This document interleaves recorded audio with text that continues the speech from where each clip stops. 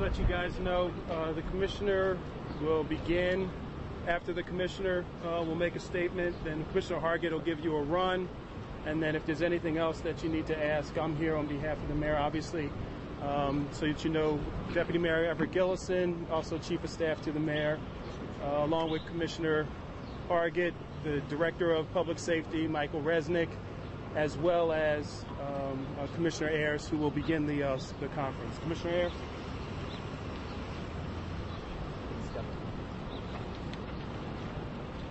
This morning at 1817 East York Street, there was an alarm of fire at a building. It came in first as rubbish.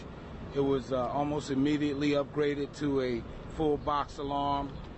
And during that firefight, we got the fire under control.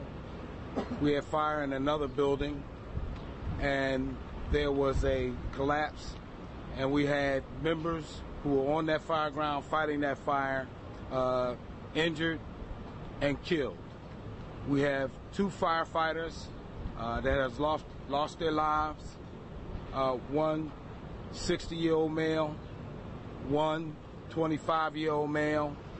We have 2 other firefighters that are injured, 3 other firefighters that were injured. One firefighter has been admitted. Another firefighter is currently being evaluated. Right now, we're asking for prayers for the families. We're asking for everybody to be supportive. We're asking that you respect their families, their lives. And I'm going to turn this over to the operations chief, Deputy Chief Hargett, who will give a full rundown on the fire, the times, the alarms, etc. Thank you. Well, as Fire Commissioner Ayers stated, this alarm came into the Fire Administration building at 3:13. The first company arrived in 5 minutes. They immediately encountered a heavy volume of fire in that building, and they immediately struck out a second alarm.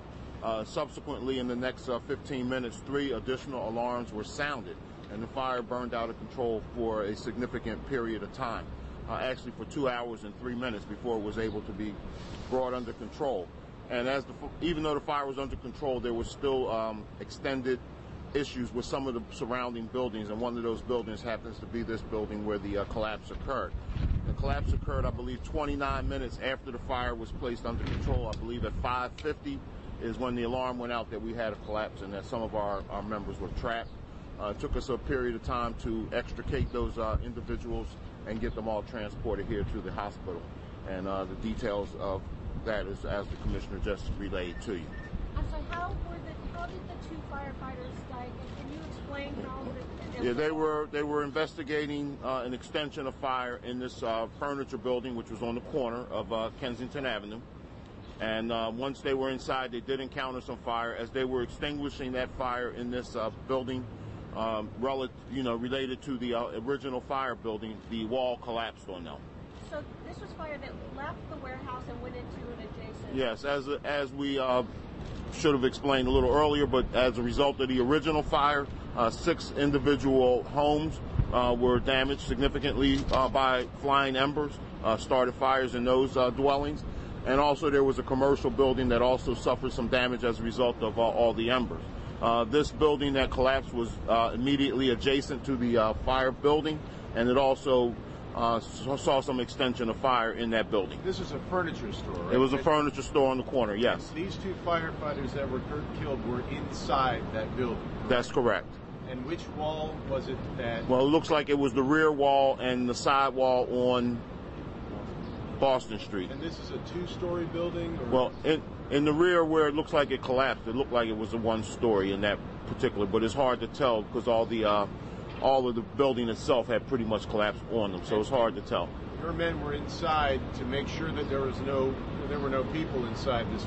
Well, in actuality, they were inside doing some extinguishment. There was fire that had extended into this building from the original fire building. Commissioner, was the wall, sir, that came down and caused the tragedy, was that the wall of the original fire building that came down? No, it was not. It was the wall of the Of the furniture store. Of the furniture store. How Yes. many people was this ladder 10 that was there? It was ladder 10. It was 5 individuals that were inside doing ladder work, and there was also a company in there with a hose line effecting extinguishment. How long were folks trapped, and how did you guys get them out? Well, it took over a period of a couple of hours, and we had to our people had to do some digging. They actually had to cut some timbers, so they were using all kinds of tools to affect the evacuation of our people. So I'm trying to understand, so there were 5 people total that were 5 firefighters trapped, all in this furniture. They were all in this furniture. In the furniture store, that's correct. 2 were killed out of those 5. Yes. And then the other 3 that were injured. They were receiving treatment. So they were trapped and were... And they were all trapped at some point, and firefighters made effective rescue to get them out. Are any of those injuries life-threatening?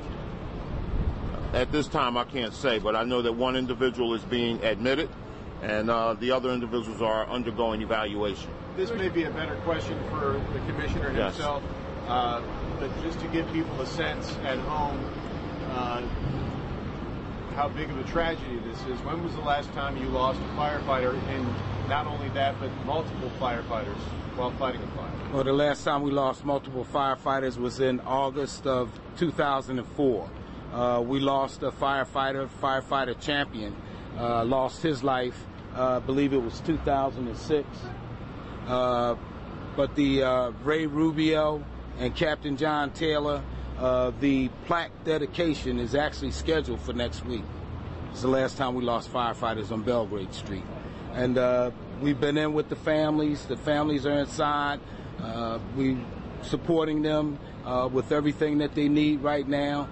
This is absolutely a tragedy. No one wants to lose anyone. You'll see the firefighters with this band around their arm. They wear all the time. It's from the Fallen Firefighters, National Fallen Firefighters Association, and it says on it, everyone goes home.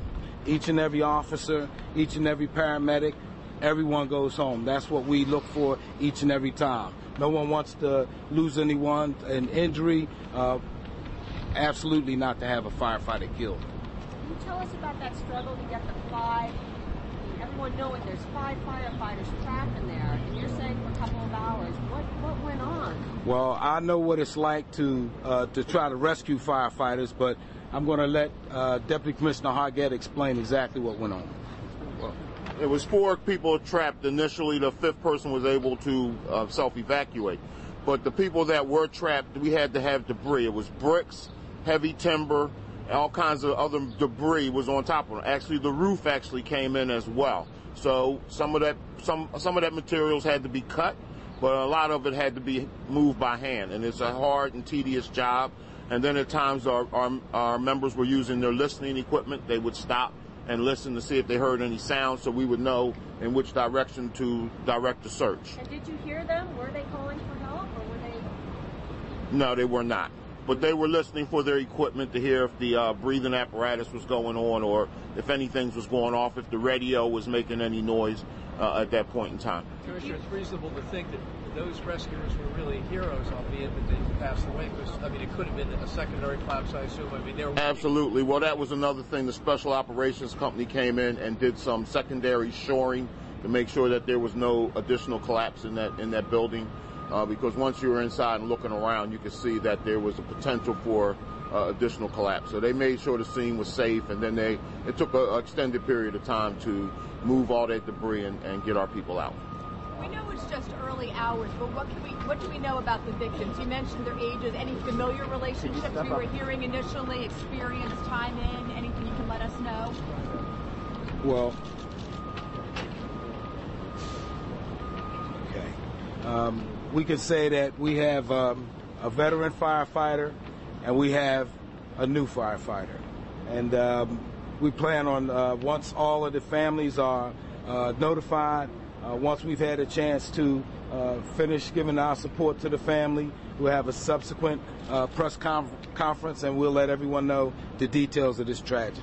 As Commissioner, you're going to take a look at this, second look, to make sure all procedures were followed. That's your job. But at this point, Do you believe that is the case? From everything that I have, that is the case. We'll be investigating as we investigate a fire on the corner store or a fire in a large building. Our process will be the same as we always do. Could you just... Did you know any of these firefighters? Did you know this? Yes.